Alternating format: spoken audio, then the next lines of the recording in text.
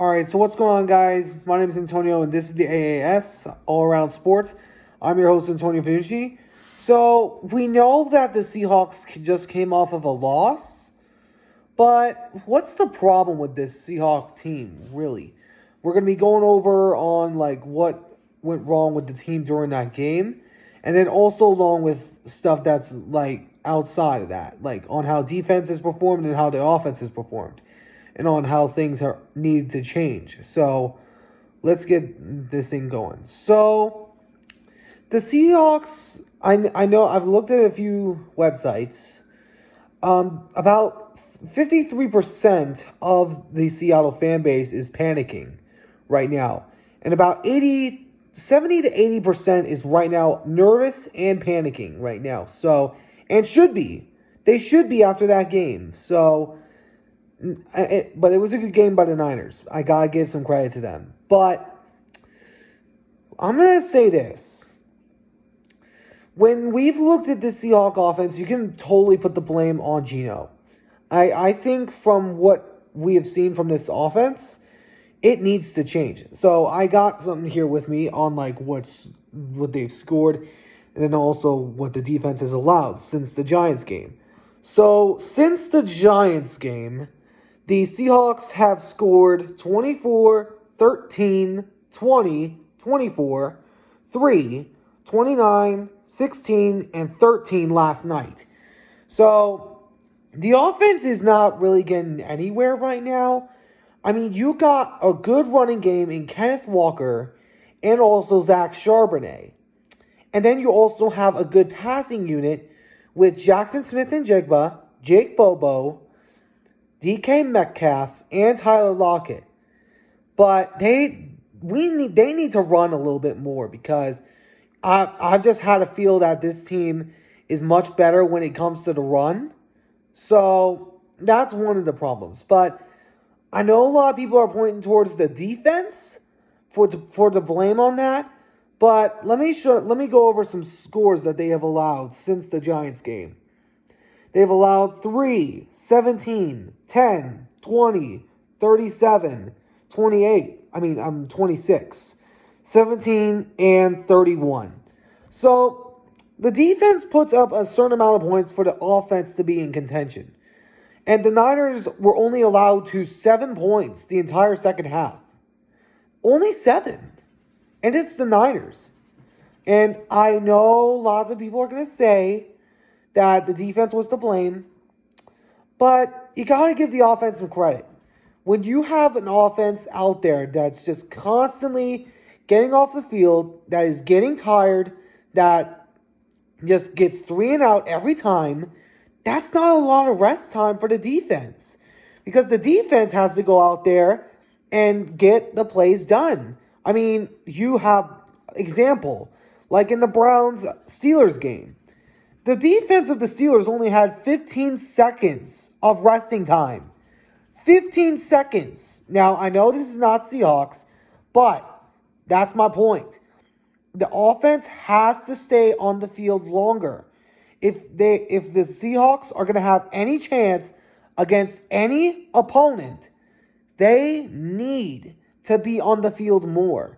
And when you have players on the offense that can make plays, like Jackson Smith-Njigba, Jake Bobo, DK Metcalf, and Tyler Lockett.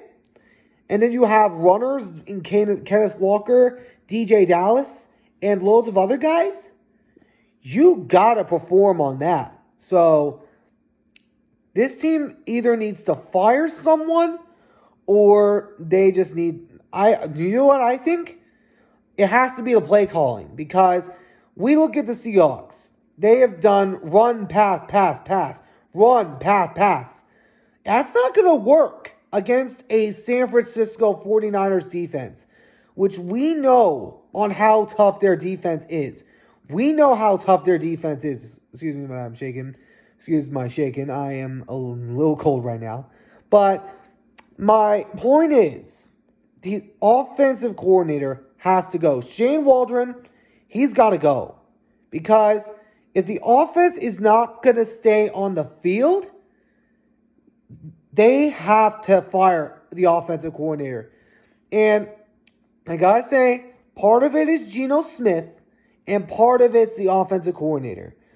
If the Seahawks had an elite pass rusher, or not pass rusher, an elite passer, they would be a top 10 team, I can assure you, in passing. Because we look at this upcoming draft. You got loads of quarterbacks available. You got Bo Nix. You got Jordan Travis, who is under injury right now. You got Michael Penix Jr., Jaden Daniels, Caleb Williams. I mean, there's so many good quarterbacks available in this draft. But something's got to change with this team.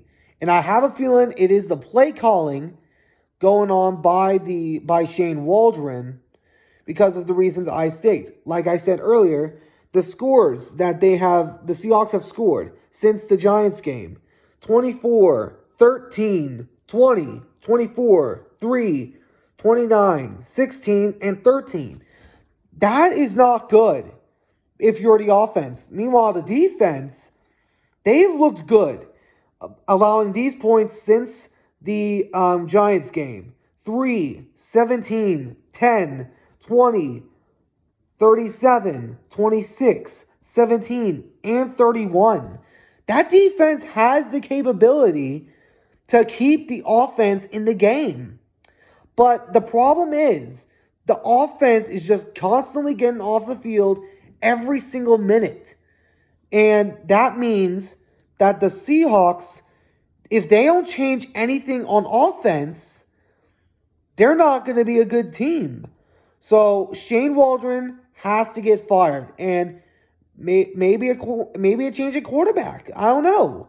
But that's just my personal opinion. Let me know what you guys think down in the comments below. Please be sure to let me know in the comments of what you guys think, if you're a Seahawks fan or another fan, which I know lots of Niner fans are going to say it's on the defense. But listen to the stats I just told you. The defense has the capability to keep the offense in the game. But the offense just can't move because so many teams in the NFC have good defenses. So, anyways, that's just my thoughts on this. Let me know what you guys think in the comment section below. But anyways, that's what I have for today. I hope you guys enjoyed. If you did, please make sure to hit that like button down below. Subscribe if you're new. Turn on that notification bell. I'll catch you guys in the next one. So long for now.